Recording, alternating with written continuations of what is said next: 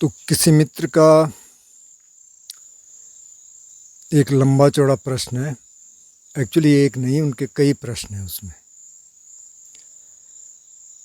तो उनका मुख्य प्रश्न ये है कि वो पीसीएस की तैयारी कर रहे हैं। तो वो कह रहे हैं कि ध्यान करने से, एक्सरसाइज करने से, ब्रह्मचर्य का पालन करने से क्या मेरी हैंड राइटिंग इम्प्रूव हो सकती है, और क्या मैं 3-4 घंटे लिख सकता हूँ, लिखने में मेरी मदद मिलेगी इन सब से। फिर क्या वो कह रहे हैं कि ह्यूमन माइंड की कोई लिमिट है, क्योंकि कोई कह रहे थे कि माइंड नहीं, उन्होंने ब्रेन शब्द का इस्तेमाल किया, ब्रेन की कोई लिमिट है। कि कोई कह रहे थे कि आप कुछ भी कर लो, एक लिमिट होती है, उससे ज़्यादा आप कुछ कर नहीं सकते हैं। तो क्या ऐसा कुछ है? मैं पीसीएस एग्ज़ाम निकालना चाहता हूँ, तो उसमें इन सब की मदद मिलेगी। कुछ लोग बहुत मेधावी होते हैं, कुछ नहीं होते। तो क्या ये पूर्व जन्म का प्रारब्ध है, और मैं अपनी चेतना को मेहनत से ऊपर उठा सकता हूँ? लेकिन चेतना उठाने के क्यों उठाना चाहते हैं? क्योंकि वो पीसीएस एग्ज़ाम निकालना चाहते हैं। तो काफ़ी सारी चीज़ें हैं, पर कुल मिला के कहना वो ये चाह रहे हैं कि क्या ध्यान से, ब्रह्मचर्य से, एक्सरसाइज से फ़ायदा होगा? ह्यूमन ब्रेन की कोई लिमिट है? मैं अपनी चेतना को कितना उठा सकता हूँ?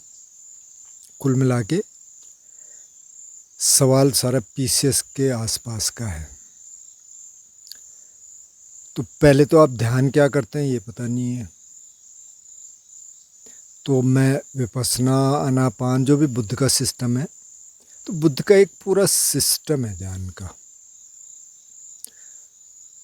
आप देख रहे होंगे चैनल में, तो जो 37 बोधिपक्ष धर्म है वो देख लीजिए आप, एक पूरा सिस्टम है, 4 सतिपट्ठान है, पूरा सिस्टम है। तो पहले ध्यान के बारे में थोड़ा सा आप समझ लें। ध्यान 2 तरह के हैं, एक तो है समता और दूसरी है विपස්සना। समता का मतलब जब आप मन को एकाग्र करते हैं। तो मंत्र और जो ध्यान है, जो मन को एकाग्र करते हैं, वो है समता में। जैसे ब्रेथ मेडिटेशन है, आनापान जो करते हैं, वो भी समता के लिए। और बुद्धिस्ट मेडिटेशन में काफ़ी सारे और हैं जो इतने प्रचलित नहीं हैं। दूसरा है विपස්සना। विपස්සना का मतलब ये हो गया कि जो मन में, जो शरीर में हो रहा है, आप उसको देख रहे हैं, उसको महसूस कर रहे हैं। मन में देख रहे हैं, उसको महसूस कर रहे हैं। जैसे जैसे मन की कैपेसिटी बढ़ती है, तो पहले तो आप शरीर से शुरू कर सकते हैं, उसके बाद आप सीधे मन को देख सकते हैं आगे चल के। तो उससे एक तो मन आपका प्यूरिफाई हो रहा है, दूसरा आप समझ रहे हैं कि हो क्या रहा है, क्या है ये। तो ये तो पूरा सिस्टम है, इससे तो फ़ायदा होगा। मंत्र भी कर रहे हैं, उससे भी कुछ फ़ायदा होगा, लेकिन मंत्र सिर्फ एकाग्र करने के लिए मन को, उसके भी फ़ायदे होते हैं। तो पहला सुझाव तो मेरा ये है कि अगर तो आप विपස්සना कर रहे हैं, 10 दिन का आपने ध्यान किया है, या जैसे इस चैनल से या किसी और चैनल से आपने सीखा है तो भी ठीक है, नहीं तो आप एक 10 दिन का विपස්සना कोर्स कराइए, आपके कंसेप्ट काफ़ी क्लियर हो जाएंगे। अब आप कह रहे हैं कि ध्यान करने से, ब्रह्मचर्य का पालन करने से, एक्सरसाइज करने से हैंड राइटिंग में इम्प्रूवमेंट होगा। इम्प्रूवमेंट होगा क्योंकि ध्यान से आपका फोकस बढ़ जाता है। तो राइटिंग में तो फोकस भी है, बोरियत भी नहीं आनी चाहिए। जहाँ तक लिखने का सवाल है, तो उसके लिए तो आपको प्रैक्टिस करनी पड़ेगी, क्योंकि आप सोच रहे हैं कि यहाँ मैं आधे घंटे 20 मिनट लिख के और वहाँ 3 घंटे लिख लूँगा, तो ऐसा नहीं होगा। क्योंकि मसल्स जो है आपकी डेवलप होनी शुरू होती हैं जब आप लिखना शुरू करते हैं। तो लिखना आपको घर पे पड़ेगा। अब आप कह रहे हैं कि ह्यूमन माइंड की, ह्यूमन ब्रेन की कोई लिमिट है। तो ब्रेन की तो लिमिट है, क्योंकि ब्रेन क्या है? ब्रेन एक रिसीवर है, माइंड ब्रेन के अंदर नहीं है। माइंड की कोई लिमिट नहीं है। लेकिन ये आध्यात्मिक क्षेत्र के लिए, सांसारिक क्षेत्र में तो उसकी लिमिट है, लेकिन जब आप आध्यात्मिक क्षेत्र में जाते हैं मतलब कि अंतर यात्रा, जब आप अंदर देखना शुरू करते हैं क्या चल रहा है मन में, वो प्यूरिफाई होना शुरू होता है, तो उसकी कोई लिमिट नहीं है। उसकी आखिरी लिमिट है कि अनंत हो गए, मतलब सब कुछ जान लिया, माइंड मैटर के बारे में सारे विकार ख़त्म हो गए, वो आखिरी है। उसके बाद कुछ जानने के लिए कुछ बचा ही नहीं, जिसको बुद्ध कहते हैं असेख, मतलब सब कुछ सीख लिया, अब कुछ नहीं है जानने के लिए। तो वो उसकी आखिरी लिमिट है, उसके बाद कुछ है ही नहीं जानने के लिए। तो माइंड की कोई लिमिट नहीं है, ब्रेन की तो है।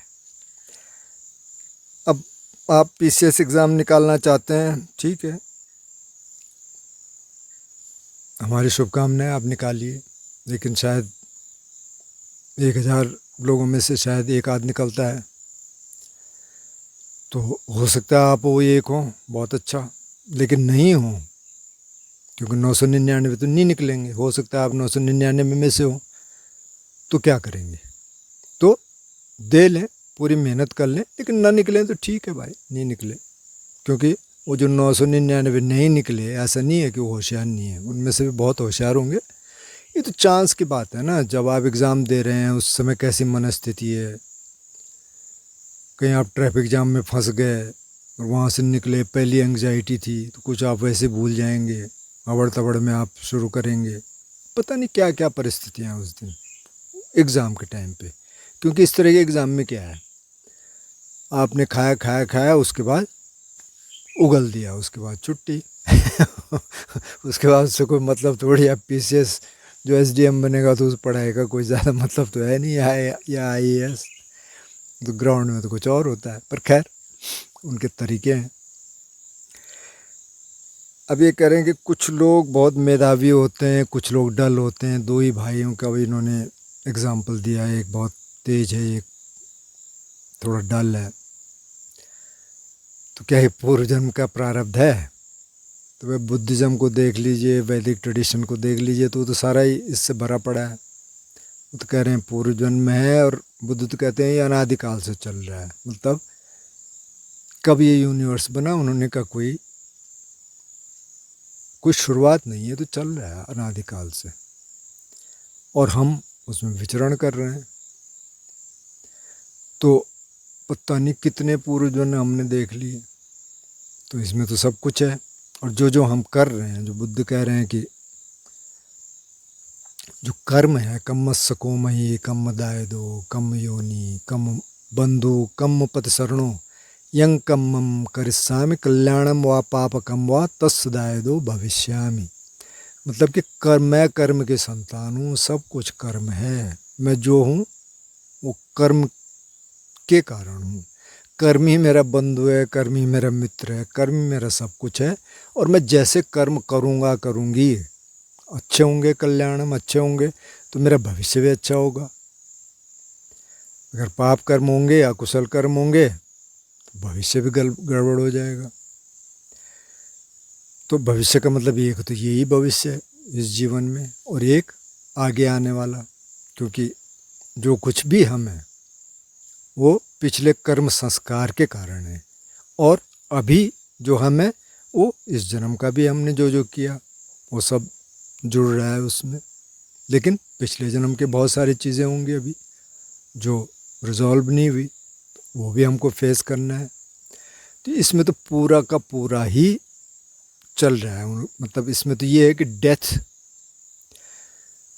कोई एंड ऑफ द स्टोरी नहीं है, ये तो एक ट्रांजिशन है। यहाँ से वहाँ गए, वहाँ से कहीं और जाएंगे, वहाँ से कहीं और जाएंगे। तो डेथ कोई ऐसा नहीं है कि ख़त्म हो गया, सिर्फ ये फेज़ ख़त्म हुआ। जैसे कि हम रोज़ सोते हैं तो ऑलमोस्ट कॉन्शियस माइंड तो सो जाता है, हमको पता भी नहीं रहता। लेकिन जब दूसरे दिन उठते हैं तो फिर एक नया जीवन शुरू करते हैं। रोज़ नया जीवन शुरू होता है, लेकिन क्योंकि हम उसको टेकन फॉर ग्रांटेड ले लेते हैं कि अरे ठीक है, मतलब वो तो होना ही है, तो इसलिए पता नहीं चलता। नहीं तो हर दिन नया जन्म है। तो अब अगर इनको देखेंगे बुद्धिस्ट परंपरा को, वैदिक परंपरा को, तो फिर ध्यान का मतलब एग्ज़ाम पास करना नहीं है, बल्कि ध्यान का मतलब तो है कि माइंड को प्यूरिफाई करना। अब आपका प्रश्न होगा कि भाई कुछ तो करना पड़ेगा, तो ठीक है, कुछ तो करना पड़ेगा, बिल्कुल आप पूरी मेहनत करिए, हमारी शुभकामनाएं आपके साथ हैं, आप निकलें। लेकिन कई बार निकल के क्या होता है कि वहाँ जाके फिर फ्रस्ट्रेशन आता है कि यार मैंने तो ये सोचा था, वो सोचा था, वो तो है नहीं। सरकारी तंत्र में आप जाएंगे, उनके हिसाब से काम करना पड़ेगा।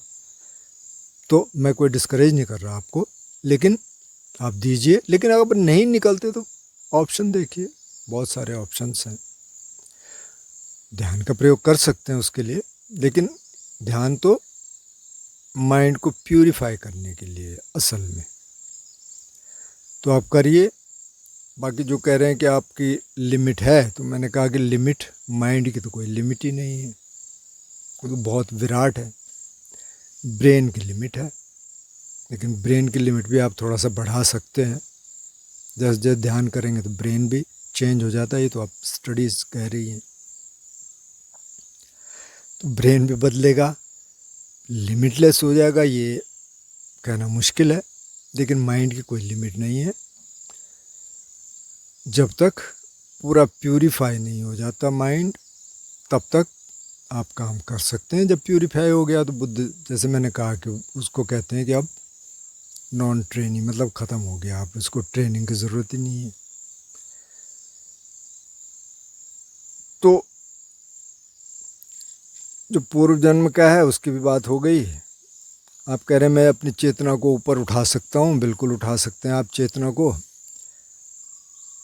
लेकिन फिर से आप कह रहे हैं कि पीसीएस के संदर्भ में, तो पीसीएस के लिए तो कितनी चेतना चाहिए ना। पीसीएस के लिए तो ये चाहिए कि आप याद करें, उन चीज़ों पे आप ज़्यादा फोकस करें। याद करना है, लिखना है, हैंड राइटिंग भी आप कह रहे हैं, तो उसके लिए तो ध्यान आपकी मदद करेगा, एक्सरसाइज आपकी मदद करेगी, जो आपने कहा भी है, शायद आप कर भी रहे होंगे, तो उस सब में तो ये मदद करेंगे। लेकिन जो ध्यान का असली उपयोग है वो है अपने को जानने के लिए, मन को जानने के लिए, मन में क्या चल रहा है। बाकी ये तो दुनिया के काम है ना, पीसीएस में निकल गया, इसमें निकल गए, कहीं और निकल गए, चलो रोजी रोटी के लिए कुछ तो करना पड़ेगा। अच्छा है, नहीं भी निकले कुछ और देखेंगे, ज़रूरी नहीं है कि सरकारी जॉब करनी है।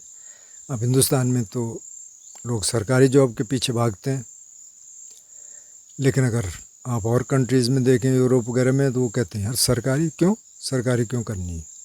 मतलब यहाँ भी जैसे आईटी वाले हैं और हैं, तो अब वो सरकारी जॉब में थोड़े जा रहे हैं, क्योंकि उनको बाहर ज़्यादा पैसा मिल रहा है।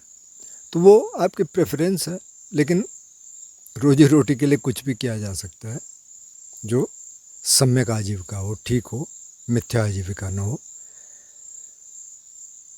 और पीसीएस भी आप निकालना चाहते हैं तो अच्छा, आप निकाल लें। तो कुल मिला के तो आपके प्रश्न यही थे। फिर से मेरा आपको सुझाव है कि आप एक 10 दिन का ध्यान कर लें, उससे आपके काफ़ी कंसेप्ट क्लियर हो जाएंगे। सिर्फ पीसीएस पे ही फोकस न करें, अभी कर लें 1 आध साल, जितना आपका समय है। अगर निकल गए तो अच्छा है, नहीं निकले तो कुछ और भी ऑप्शंस रखिए। और वही एंड ऑफ द स्टोरी नहीं है कि जो आप करना चाहते थे वो नहीं हो पाया, क्योंकि वहाँ तो बहुत ज़्यादा कंपटीशन है। फिर भी आपको शुभकामनाएं, ध्यान करते रहिए, एक्सरसाइज करिए, ठीक रहेगा।